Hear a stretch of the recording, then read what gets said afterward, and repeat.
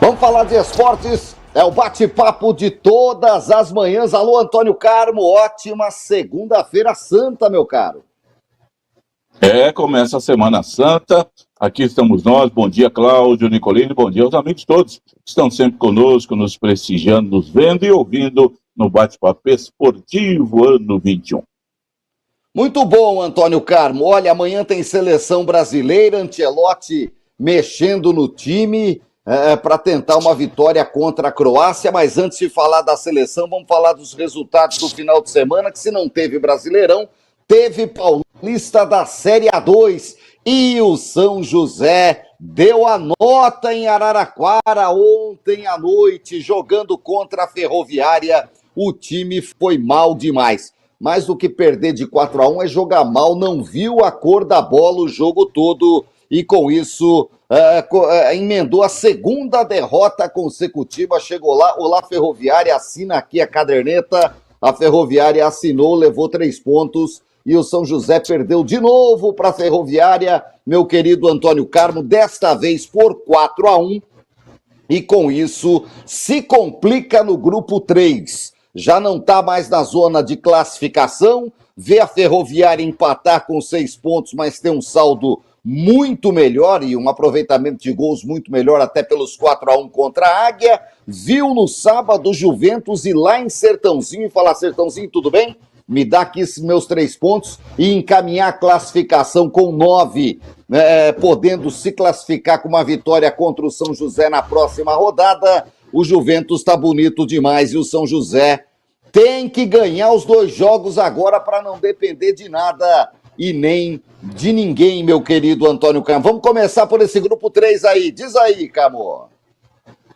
Pois é, Cláudio Nicolini, o que ocorre é que o São José foi virtualmente classificado, praticamente classificado, após a segunda rodada, com 2 vitórias, a praticamente eliminado, após 4 rodadas, ao perder 2 vezes para a Ferroviária. Freguês da Ferroviária. Esse ano foram 3 jogos, 2 no Martins Pereira, 1-1 na primeira fase, 1-0 Ferroviária na segunda, e agora o São José perdendo por 4-1 ontem à noite lá em Araraquara. Quando você perde por 4-1, nada a reclamar, não tem nada o que fazer. Então a gente precisa ver o que o São José vai fazer. Porque eu digo sempre, Nicolas, não é o que acontece, que te acontece, que vai importar. É como você lida com a coisa que aconteceu, como é que você vai resolver. Então, como é que o São José vai resolver essa situação após perder por 4-1 para a Ferroviária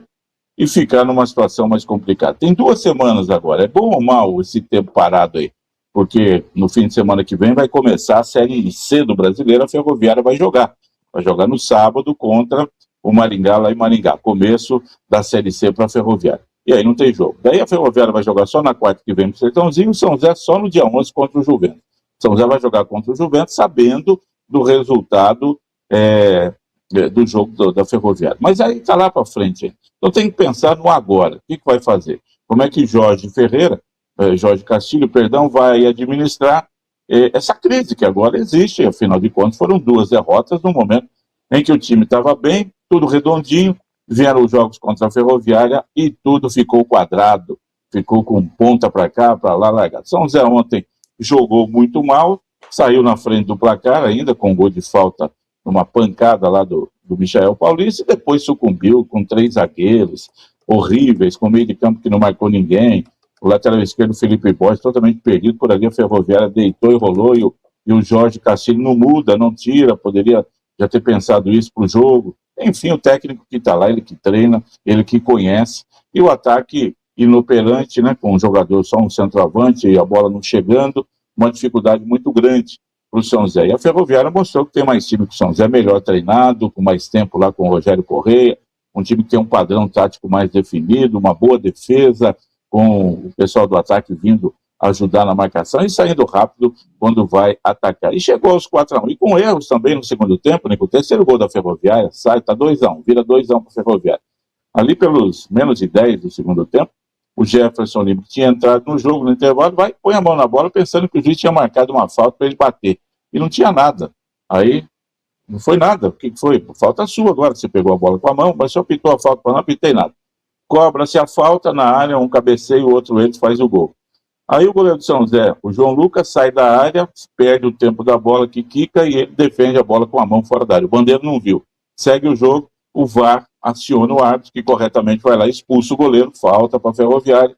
O outro goleiro tinha entrado, o Gabriel Afonso faz a defesa, mas depois, com um jogador a menos também, já no finalzinho do jogo, um contra-ataque. São José foi para o ataque de qualquer maneira, toma um contra-ataque e toma o quarto gol. Virou várzea. Foi humilhante para o São José o jeito que terminou o jogo, os 4-1. Para um time que estava tão bem, que começou tão bem essa fase, se impondo, chegou a ser líder geral do campeonato, a ser o melhor time da competição, de repente, em 2 jogos contra a Ferroviária, põe tudo a perder. Acabou? Não, não acabou. Então, resta saber como que a diretoria, a comissão técnica, os jogadores vão trabalhar nessas 2 semanas, porque é o seguinte, Nicolas, dia 11, ou ganha do Juventus na Rua Javari, ou praticamente está fora. O empate já não vai ser um grande resultado por conta daquilo que você falou do saldo de gols. A Ferroviária tem um saldo de 2 e o São José um saldo de -2.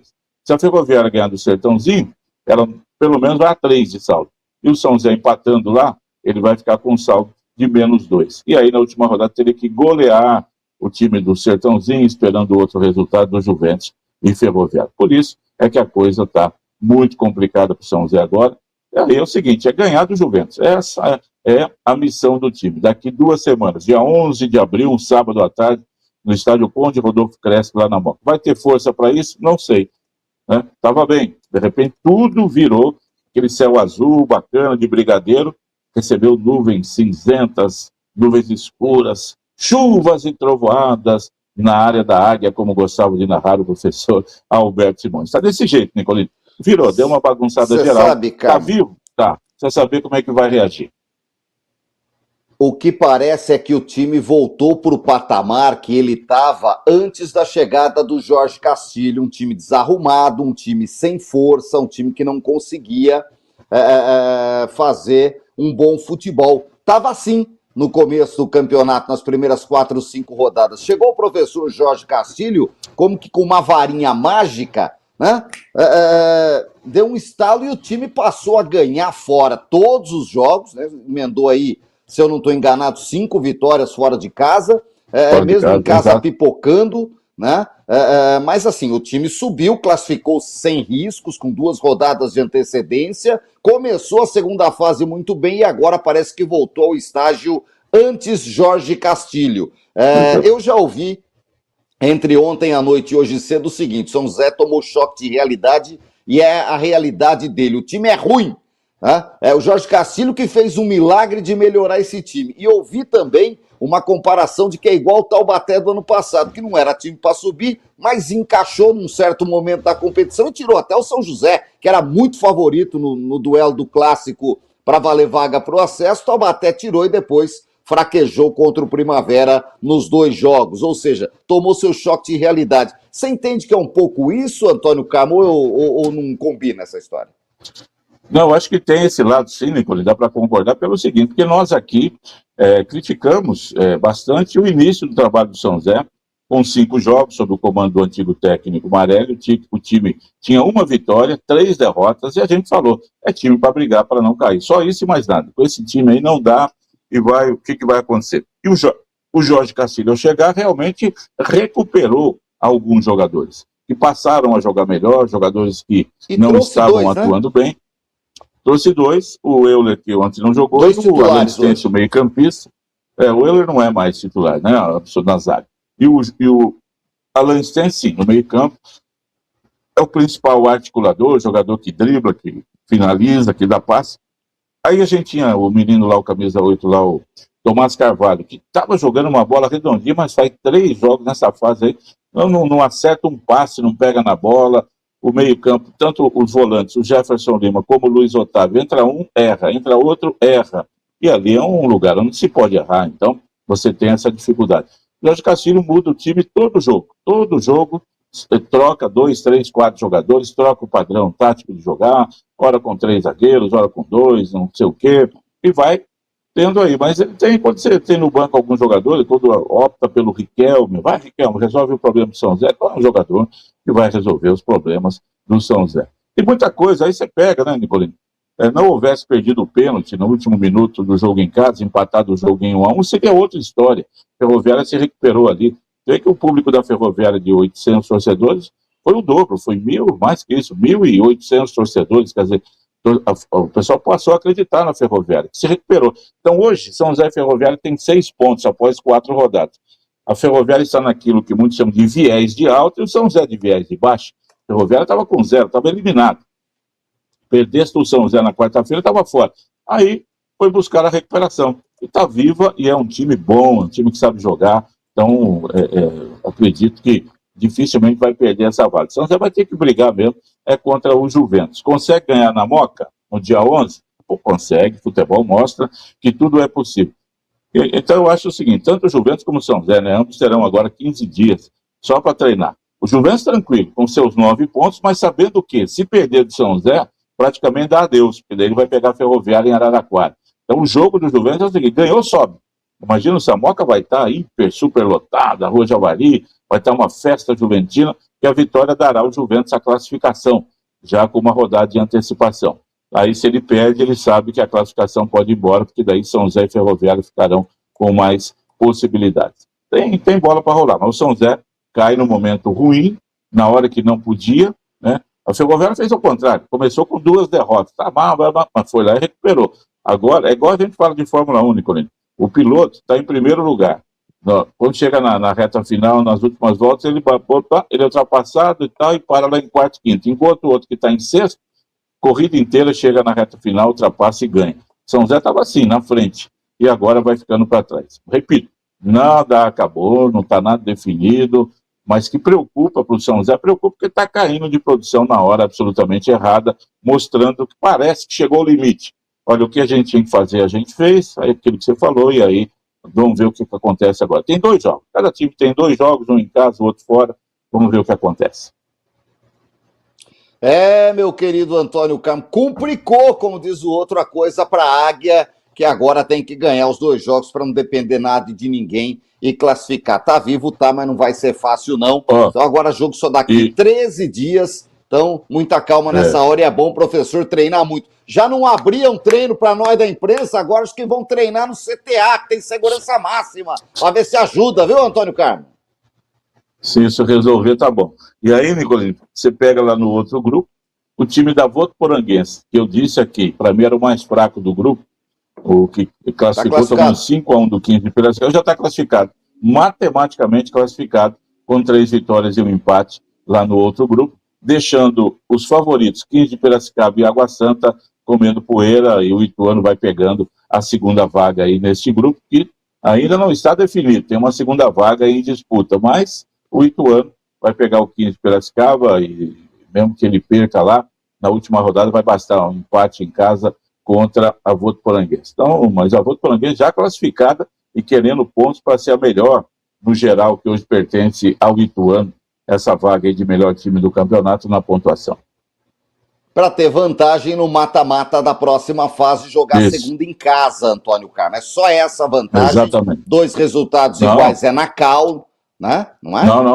Não, 2 resultados iguais classifica o time de melhor campanha. Vale muito ter a melhor campanha, o que eu acho muito justo.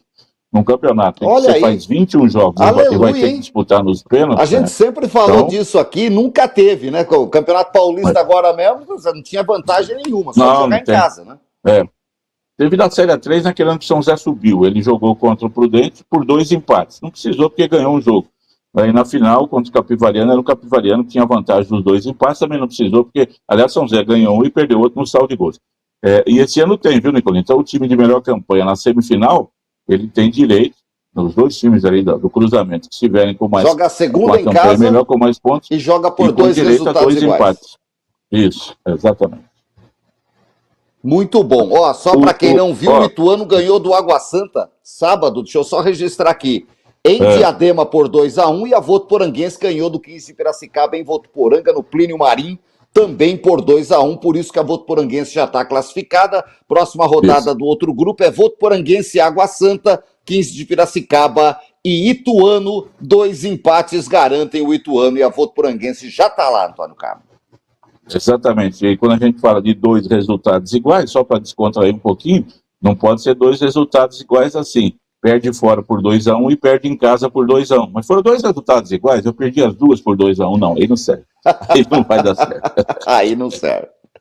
Bro. Muito bom, Antônio Carmo, muito bom, muito bom. Essa é a Série A2 do Campeonato Paulista, que vai agora para a quinta rodada. Olha, só registrar, começou o mata-mata da A3, o Paulista ganhou da Santista 2-1, o São Bernardo ganhou do Marília 2-0, o Rio Preto encaminhou a classificação lá no Campo do Leão da 13, na Toca em Santa Bárbara 3-0, e o Galo da Comarca foi bem no Chimitão, 1-0 contra o Rio Claro, só para o Rio Claro não ficar zoando a Barbarense. Tá bom, Antônio Carlos? Jogos de volta no próximo final de semana.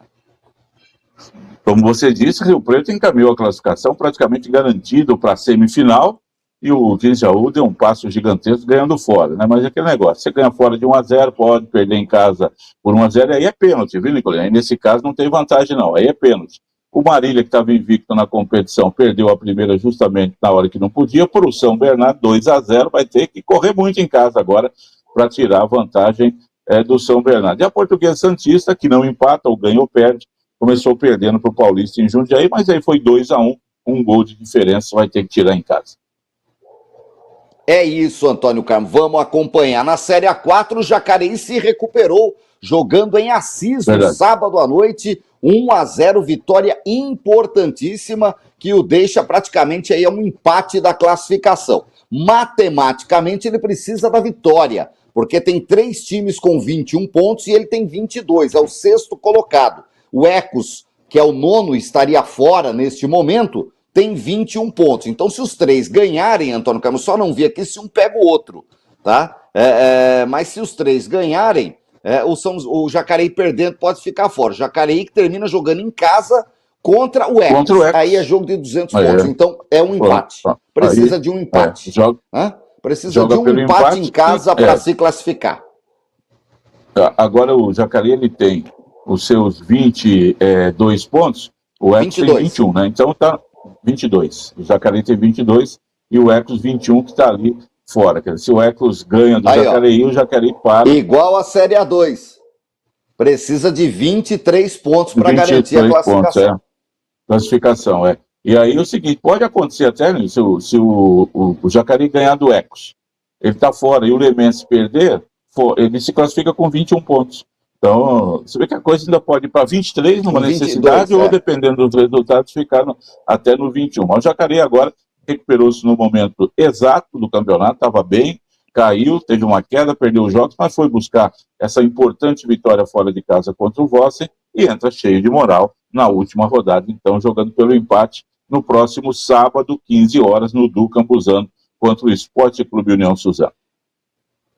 É isso, o Taquaritinga recebe no Taquarão o Barretos, que já está classificado em 4º lugar, e a Lemense, que briga pela vaga também, recebe o Grêmio São Carlense, que já está classificado com 25, os 2 jogam em casa, e o Jacareí também. Então o Jacareí é empatar, valeu o Ecos, só que o Ecos vem sabendo que a vitória lhe dá a classificação, não depende de nada nem de ninguém. Se o Ecos ganhar em Jacareí, se classifica e ainda corre o risco do Jacareí se classificar mesmo com a derrota, caso Taquaritinga e Lemense não vençam seus jogos, Antônio Carmo. Se eles perderem, aí facilita o Jacareí. Já caiu o Araçatuba com 5 pontos. O Araçatuba está sem jogadores, os jogadores abandonaram o clube, uma bagunça geral, sem dinheiro lá, e o Araçatuba foi com 6 jogadores apenas para o jogo desse fim de semana, perdeu, tomou uma pancada tinha perdido para o Vossen de 4-0 em casa, agora perdeu de 6-0 do Penapolense, em Penápolis, e vai só jogar na última rodada por obrigação, se tiver time, né, para botar em campo lá e conseguir, na última rodada, enfrentar o Jabaquara. Então vamos ver aí, o time que vai cair, ou é o Nacional da capital, ou é o Colorado de Caieiras. Nacional tem 8 pontos, Colorado tem 9, um dos dois vai fazer companhia para Araçatuba na pezinha do ano que vem. Colorado recebe a Penapolense, o Nacional recebe o Internacional de Bebedouro, líder do campeonato em 14 rodadas, tem 9 vitórias, 3 empates, perdeu apenas 2, vida dura para o Nassa da capital. Depois dessa festa do interior, meu querido Antônio Carmo, Fórmula 1 teve Grande Prêmio do Japão na madrugada de ontem e deu Antonelli. A Mercedes está voando na Fórmula 1, só dá ela, não tem para ela. Fórmula Mercedes esse ano, sem graça, o Antonelli passeou e meteu 13 segundos em cima do Piastri, que foi o segundo, o Leclerc o terceiro, 3 escuderias no pódio, agora corrida só daqui 5 semanas, Antônio Carmo. Só em maio, porque em abril haveria 2 grandes prêmios, né, a serem realizados lá acho que é no Catar, não sei onde, na Arábia e tal, e aí os problemas todos lá afetaram aí a realização das corridas, elas foram canceladas, e vamos esperar um pouco mais e ver se também a Fórmula 1 pega um pouco mais no jeito de ter mais competição, né, Nicolas? Desse jeito aí, quando tiver na metade do campeonato, já acabou, e aí perde um pouco a graça. Fica bom para quem está ganhando. O Antonelli, que começa a despontar como grande piloto, 2 vitórias, jovem italiano, vai mostrando o seu valor. Muito bom, Antônio Carmo. Olha, seguindo seleção brasileira, amanhã tem Brasil e Croácia. João Pedro e Luiz Henrique podem aparecer como titulares. O Mister, na sexta-feira à noite, convocou um menino lá. A gente já tinha falado aqui, não foi? Na quinta-feira à noite, convocou um menino que era do Palmeiras, que é de São José. Está aí. Vitor e Reis. Já cortou o Rafinha também. Sexta-noite cortou o Rafinha, que está machucado e não sabe também se o Marquinhos vai jogar. Que coisa, hein, Antônio Carmo? O Wesley também, né? Foram 2 cortados, não convocou ninguém para os lugares deles. O Vitor Reis foi chamado depois da derrota para a França, com aquela defesa esburacada. Aí você convoca um garoto de 18, 20 anos, Nicolino, não é assim para falar, estou trazendo já o Luiz Pereira para resolver os nossos problemas. É desespero. É desespero do Ancelotti, que está fazendo um trabalho muito fraco, e essa seleção é muito fraca. O que houve de críticas aí depois da derrota para a França, hein? Pouca gente passou pano aí, porque viu que realmente o Brasil está vivendo um momento incrivelmente ruim, de falta de qualidade. Não, mas tem uns dizendo, não é o time titular, tem muita gente aí faltando no time, tem muita gente que não jogou e tal, e aí o Neymar fica tranquilo, né, porque o nome dele vai de novo ali aparecendo. Eu vi uma mesa redonda, assim, ó, se o Neymar entrar, desse jogo contra a França, se ele tivesse entrado, ele mudaria o patamar do coisa? Não, de jeito nenhum, não serve. Realmente não mudaria do jeito que ele está hoje. Mas alguém ali mudaria? Então, já falo sempre aqui, no meio de 26 jogadores, Nicolino, você não levar o Neymar, e você pode colocá-lo no lugar até do terceiro goleiro. Você pode colocar no lugar de corta um zagueiro e o Neymar vai ficar aqui. Numa necessidade de uma coisa lá, e ele se dedicando ao máximo, se tiver isso, uma conversa e tal, a gente já falou aqui, a gente levaria, sim, o Neymar, ele se comprometendo mais a falar, agora nessa época de Copa do Mundo aqui, eu vou arrebentar pode jogar e jogar com seriedade. Não pode. Aí tem que ser seriedade. Mas, meu amigo, do jeito que está esse nível da seleção brasileira aí, o Neymar é o único jogador fora de série do Brasil dos últimos 20 anos. Mas o pessoal insiste que o Vini Júnior vai resolver tudo, né? Ele será o novo Ronaldo Fenômeno na Copa do Mundo. Esperemos para ver se isso vai ocorrer. Vamos acompanhar, meu querido Antônio Carmo, vamos acompanhar essa seleção brasileira que vai enfrentar a Croácia amanhã. Amanhã a gente já deve ter o time que deve entrar em campo contra a Croácia do velho Modric. Olha, Antônio Carmo, ontem teve um jogo perdido, jogos perdidos do bate-papo esportivo. Um Atlético Paranaense e Botafogo. Aliás, perdido é o Botafogo. Tomou 4, não tem técnico. Tá uma Alô, João Marcos dos Santos. Ô, Dino, acorda o João Marcos aí que deve estar dormindo. Essa vai bem pro João Marcos do Botafogo de Ribeirão Preto. Faz tempo que ele não aparece, né? Que várzea, viu, Antônio Carmo? Esse Botafogo, viu?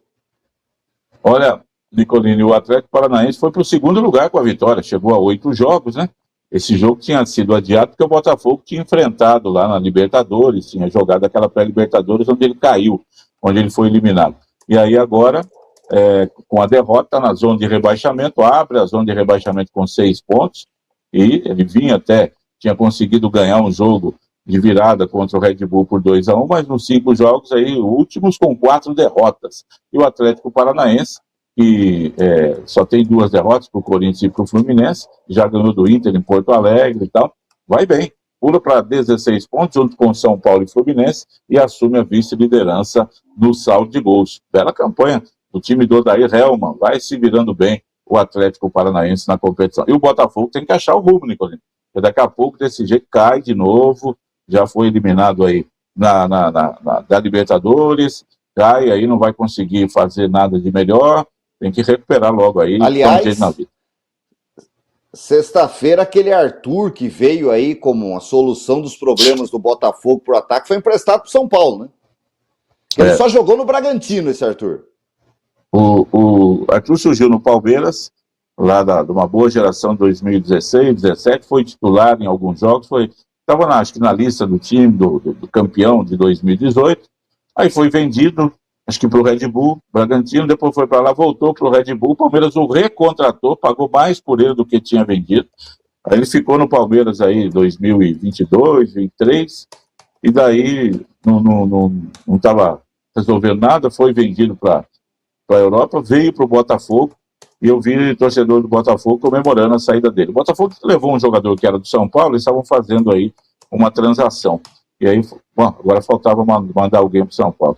O Arthur não é a solução dos problemas nem da São Manuelense, nem do Europeu de Suzano. É para compor o elenco lá do Roger Machado e não vai resolver os problemas do São Paulo. Vai fazer um grande jogo, 10 ruins, é um jogador muito comum na história do futebol do Brasil. Que coisa, né, Antônio Carmo? A galera achava que ele ia resolver os problemas lá do Botafogo, nada, né? Não tem esse perfil, não. É um bom jogador, Nicolas. Você não vai falar que ele é horroroso, que ele não serve. Não, sabe jogar. De vez em quando, teve jogo lá que o Botafogo deu de 1-0 e fez o gol, foi um jogador importante, mas não conseguiu atingir aquilo que o Botafogo queria. Nem no Palmeiras, nem no Botafogo. Como você disse, o melhor momento dele foi no Red Bull Bragantino, foi vendido, aquela coisa toda, mas não é jogador para ser solução, é jogador para compor ele. É isso aí, meu querido Antônio Carmo. Vamos acompanhar. Tá feia a coisa pelos lados do Botafogo. O time tomou uma traulicada braba. Olha, tem um monte de amistoso. Hoje tem a Alemanha. Aliás, a França também deu show na Colômbia, hein? 3-1 com reservas e tudo. A França tá nos cascos para a Copa do Mundo, hein, Antônio Carmo? Ganhou de 2 sul-americanos, hein? Do Brasil e da Colômbia, mostrando essa competência. É uma seleção que vai chegar com esse ataque poderosíssimo em busca de uma grande vitória, né? A Alemanha joga contra a Gana hoje. A França vai muito bem, vai chegar com muita força, sem dúvida alguma, na competição. Alemanha e Gana. O jogo era contra a Costa do Marfim, mas aí mudou, ficou sendo Alemanha e Gana, né? Então, acompanhar aí o que nos reserva hoje os amistosos, e amanhã, além de amistosos do Brasil e de outras seleções, a data FIFA, né, com as definições finais dos últimos classificados, das últimas 6 seleções que vão arrumar vaga para a Copa do Mundo, que vai começar no dia 11 de junho. Para fechar o tênis, Antônio Carmo, o Sinner ganhou o Miami Open, que o nosso João Fonseca perdeu para o Alcaraz, mas não foi contra o Alcaraz, não. Teve uma surpresa tcheca na final aí, junto com o Sinner, né? Pegou Iri Lerreca, 2-0, 6-4. Alcaraz tinha parado já no meio, depois de ganhar do João Fonseca, ele perdeu, e o Yannick Sinner ganha 2 torneios seguidos, né? Lá foi para os Estados Unidos, ganhou o Indian Wells e ganha Miami agora, e vai brigar aí com o Alcaraz para ser novamente o número 1 do mundo. E no feminino deu Aryna Sabalenka também, 2 vitórias, 2 conquistas seguidas, ganhou de Coco Gauff na final por 2-1. Ela que aprendeu, o marido dela, noivo, não sei o que, é brasileiro, né? Isso é interessante. E ela aprendeu português, está aprendendo português com o futuro marido, né? E ela aprendeu muitas palavras boas, né? Que ela solta lá quando ela erra, né? Que a gente usa muito no futebol, nas coisas assim, e a torcida não entende o que ela está falando, e ela se diverte, né? Fala uns palavrões lá, não entendeu, quem está com o Aryna, e está fazendo a festa, ela está se divertindo. Ela deu uma entrevista coletiva sensacional, dizendo que adora o Brasil, e ela ganhou milhares de fãs brasileiros, porque ela, né, fala bem do Brasil para Chu, vai casar aí com um brasileiro, está aprendendo português, soltando palavrões nos jogos, elogiando muito o Brasil, virou uma tenista quase que adotada pelos torcedores brasileiros do vôlei. Então vamos nessa, Antônio Carmo. Excelente segunda-feira, só está começando, tem muita coisa essa semana santa. E a gente vai contando aqui, tá bom? Um grande abraço. Vamos conversando. Um abraço aí para você, Cláudio Nicolini, aos amigos todos que nos honram sempre com a audiência no Bate-Papo Esportivo. Ótima semana, gente. Até mais.